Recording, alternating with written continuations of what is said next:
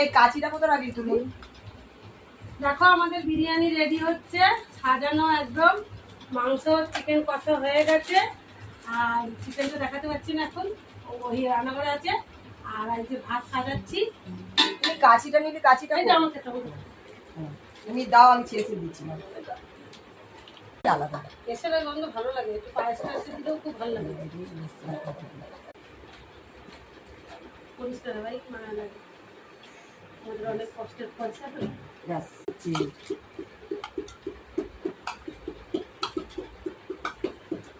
আবার একটু অল্প অল্প দিবে, বেশি দেবে না। হ্যাঁ, খুব সুন্দর ভাত হয়েছে বলো, আমি সরা সরা পুরো ছড়া দেবে। বমি যদি ও ঝাঁকাতে পারবে না। কি করবো আর কি না, রং ফং ভোগী মাছের কথা বলছি।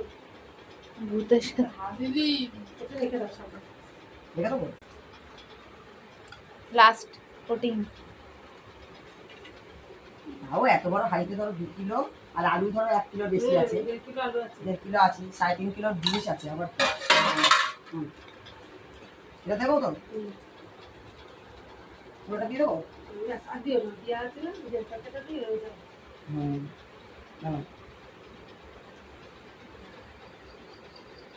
দেবে দেবে বেরাস্তা ভাজতে বলবে, পুরো পাপড়ের মতো মজমজ মজমজ। ইয়ে দিয়ে তুলে নিতে, ছানটা দিয়ে আদা দিয়ে তুলে দাও, তারপর তুলে দিয়ে দাও।